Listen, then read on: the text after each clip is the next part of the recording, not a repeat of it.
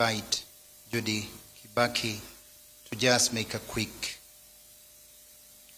tribute to her dear father on behalf of the whole family.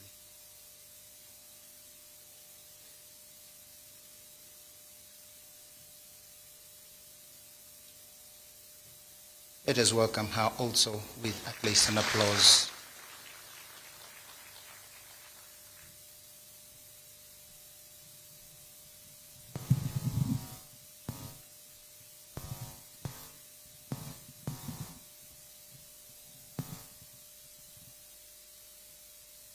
Good afternoon, ladies and gentlemen.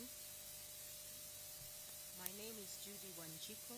I am the daughter of the late President Mwai Kibaki, and I wish to make this tribute to a very special man, my father. Mr. Mwai Kibaki was known by many names. His Othaya constituents called him Mheshimiwa. For the first 30 years he was in government, he was also called Waziri. At some point during that period, he was also called Vice President Mwai Kibaki. Then in 1993, the media started referring to him as Opposition Leader Mwai Kibaki. This title lasted 10 years. Then he was sworn in as President in December 2002.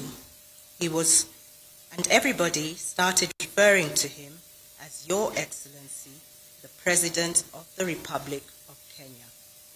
Through his journeys of transformation from Mheshimiwa to His Excellency the President, Mwai Kibaki remained just Dad to me and my 3 brothers. He did everything a dad is supposed to do. He drove me to school when he did not have important early morning appointments. He attended the parents-teachers meetings when they were convened and listened keenly to what the teachers had to say about my progress, or rather lack of it, much to his consternation.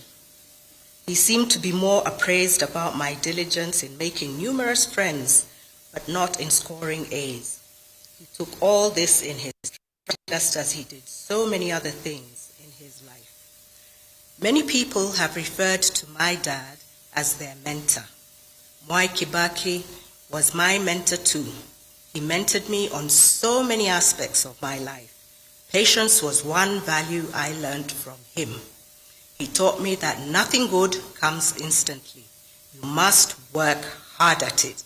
He said, stay focused. He often said, and those who chose to listen to his wise counsel, me included, managed to navigate the challenges that life presents. We shared Dad not just with his constituents here in Othaya, but with the rest of Kenya and in fact the whole world. People often wondered how such a high-ranking leader could have time for his family. Dad had plenty of time for me and my siblings. He blocked off his diary when we were on school vacations and took time to be with us. When our birthdays rolled around, he hosted our friends in the garden of his home for our birthday parties. Ever the jovial personality that he was, he would invite my friends' parents to stay on and be part of the celebration. They all knew Dad and his kind hospitality. By being present on our special days, and as much as possible when time allowed, he remained part and parcel of my life. He found time to fly to the United States to attend my university graduation, which was on a Sunday. He flew out of the US the same night, was back in Nairobi on Monday night, and was able to participate in his then political party's election on Wednesday morning. It was a KANU election at that time. It was a balancing act all his life, and he managed it well. You gave me sufficient time, Dad. Dad gave me time, so I also dedicated a lot of time to him too.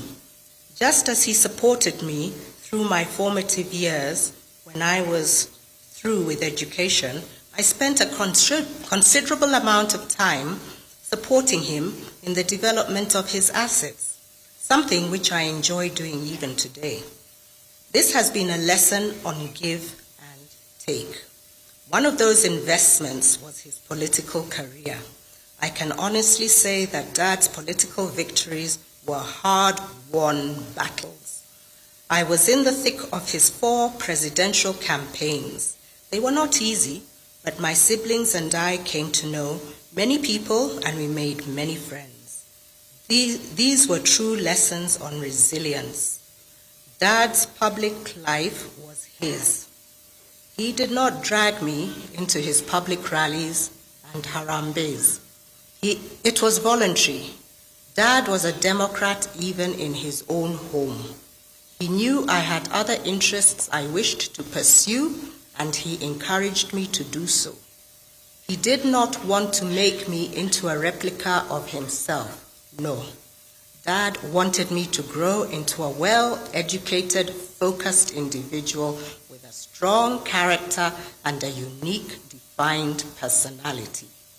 This is what he dreamt and hoped for every Kenyan.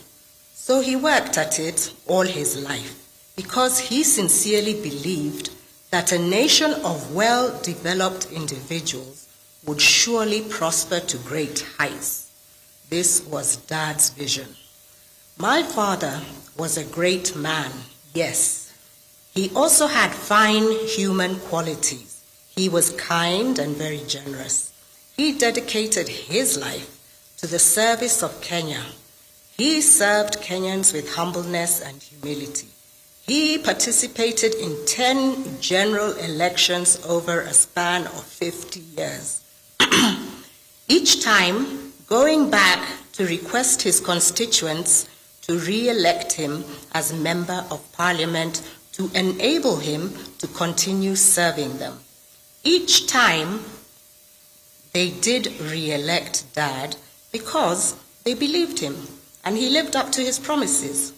I can say there are many lessons that can be learned from my dad's life. One of the more important ones is that victory can be gained peacefully. Dad was peaceful at home and in his work. Your work has been diligently done, Dad. You carried yourself with so much dignity. I am at peace. Rest in peace, Dad. I will always love you.